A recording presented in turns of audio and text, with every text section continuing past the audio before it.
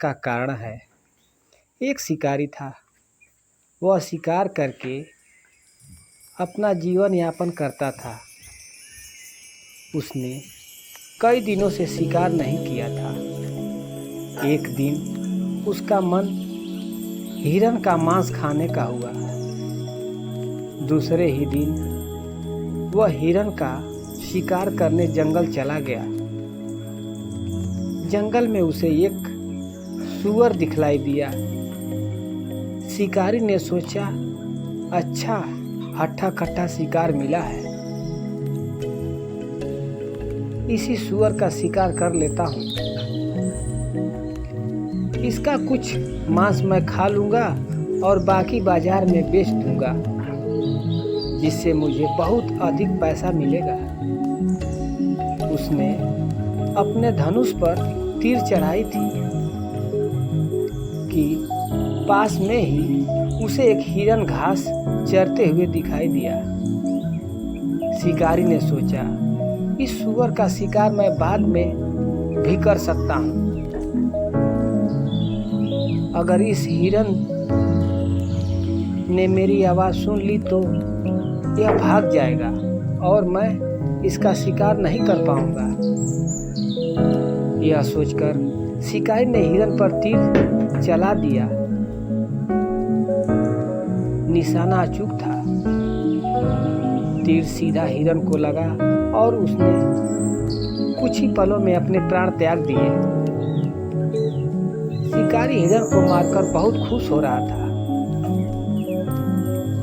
उसके मन में लालच आ गया था कि हिरन के साथ अब सूअर का भी शिकार करता हूँ, इससे मुझे 2 गुना आमदनी होगी। इस तरह का विचार शिकारी सूअर की तलाश करने लगा और उसे पास में ही सूअर दिख गया। शिकारी ने सूअर पर निशाना साध कर तीर चला दिया। तीर इस बार भी सीधा शिकार को लगा। सूअर बहुत ही मट्ठर प्रजाति का जीव होता है। तीर लगने पर सूअर ने सोच लिया कि वह मरने से पहले उसे मारने वाले शिकारी को मार देगा।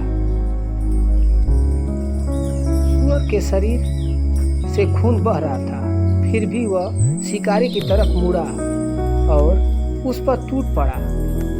कुछ ही पलों में शिकारी और सूअर दोनों की मृत्यु हो गई। जो शिकारी सैकड़ों जीवों का शिकार कर चुका था, आज एक शिकार के हाथों उसकी हत्या कर दी गई। शिकारी का लोभ ही उसे विनाश का कारण बना। कहते हैं ना, जब मृत्यु आती है तो किसी न किसी बहाने आ ही जाती है। जब सूअर शिकारी पर हमला कर रहा था, तब पास के पेड़ के नीचे एक सांप अपने बिल से बाहर निकलकर यह सब देख रहा था। शिकारी को मारने के बाद सूअर लड़खड़ाता हुआ सांप के ऊपर गिर गया और सूअर के शरीर से दबकर उस सांप की भी मृत्यु हो गई। इस प्रकार उस छोटे से स्थान पर हिरन, शिकारी, सूअर और सांप के 4 शव पड़े हुए थे। उसी समय एक गीदड़ वहां आ गया और एक स्थान पर 4 शव को देखकर गीदड़ बहुत खुश हुआ।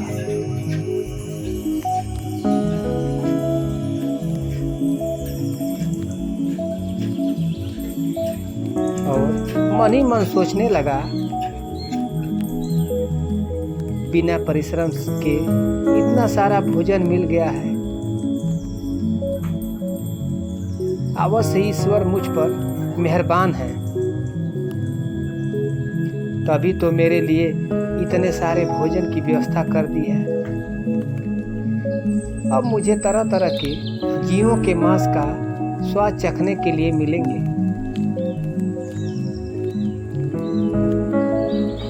अब तो मेरी कई दिन की सुखपूर्वक इन जीवों के मृत्यु शरीर को खाकर बीत जाएगा। गीदड़ को समझ नहीं आ रहा था वो पहले किसे खाए। कभी तो वह शिकारी का मांस खाना चाहता था, तो कभी हिरण का, तो कभी सूअर का। फिर उसने निश्चय किया कि पहले शिकारी का मांस खाया जाए। उसने कभी इंसान का मांस नहीं खाया था। इसके बाद हिरण, उसके बाद सांप और अंत में सूअर का मांस खाएंगे। इस तरह उसका एक माह बीत जाएगा।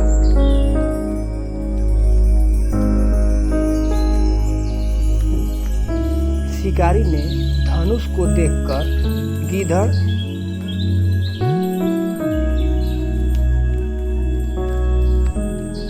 उत्सुकतावश धनुष के पास गया। धनुष की डोरी चमड़े की थी। गीदड़ चमड़े को चबाने का प्रयास करने लगा।